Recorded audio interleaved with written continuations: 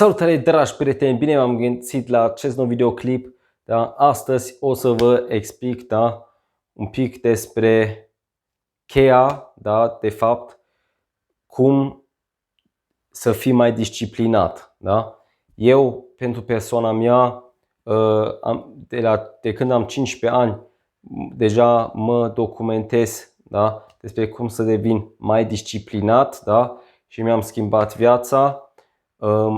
Mai mult și în alte videoclipe, o să vă mai spun și în alte videoclipe. Da, dar acum să trecem direct la treabă, da?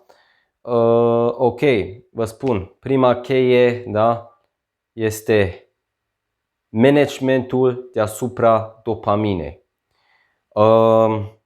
Eu acum, ce vă spun acum, nu prea se spune pe YouTube, adică eu personal trebuie să cauți foarte profund dacă vrei să găsești ceva la tematica asta. Deci ați fi atent, da?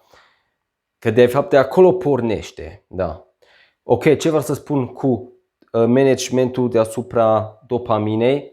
Dopamina ce este? Hormonul fericirii, da?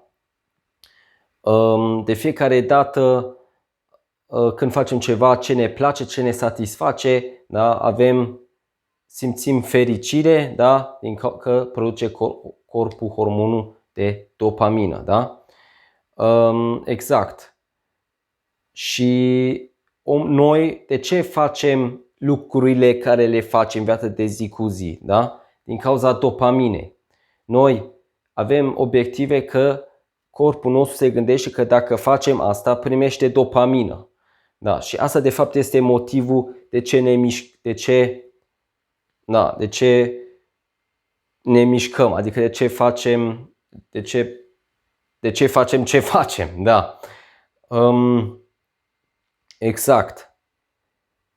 În ziua de astăzi e numai problema că lumea stă mult pe telefon, de exemplu, sau ce vreau să zic, are efectiv acces foarte simplu la dopamină. Deci dopamina tot timpul produce corpul dopamină, da?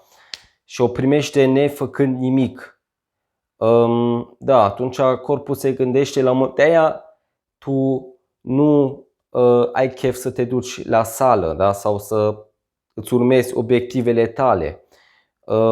Pentru că deja ai dopamina, da? De aia, ca să îți atingi obiectivele, restricționează-te, da? Restricționează-te, nu sta atâta pe telefon, nu da? Deci toată dopamina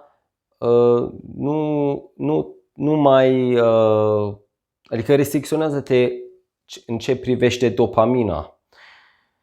Exact. De exemplu, ce poți să faci? Lasă-ți-o totul pe seară. Adică tot ce are de a face cu dopamina, lasă-ți pe seara, da? Adică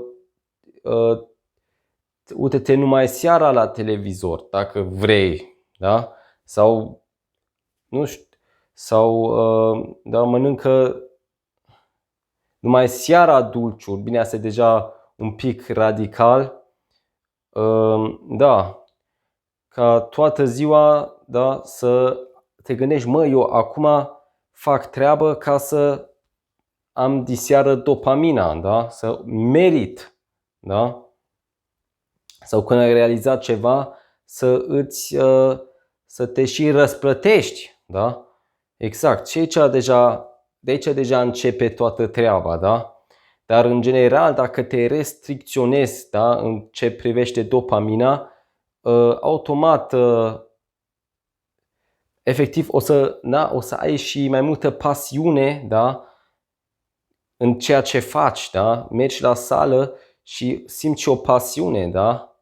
Dar dacă stai toată ziua pe telefon și la televizor și tot dopamină, nu mai ai plăcere în ceea ce faci, da? Și asta ne duce, da, și asta e foarte important, da? Să și faceți chestii cu pasiune. Mai mult despre asta. Da, hai să trecem deja acum și asta deja ne duce la punctul următor, da? Să faci chestii din pasiune. Da. E important să trăiești toată viața ta cu pasiune, da? Bine, acum asta e ușor spus. Ușor spus. Noi cu toții trebuie să facem și chestii care nu ne plac. Da, asta e corect. Sau nu poți să trăiesc azi pe mâine cu pasiune. Adică ai un job care nu-ți place, faci un studiu care nu-ți place, nu poți să de azi pe mâine, că totuși ești legat, da? Dar totuși poți să tinzi, da? Peste luni sau peste ani, da? Încet, da? Să îți modelezi viața să fie cu pasiune, da? Asta pentru mine a fost un game changer, da? Este un game changer și da, vă recomand. Prieteni, cam asta a fost cu acest videoclip. Dă un like!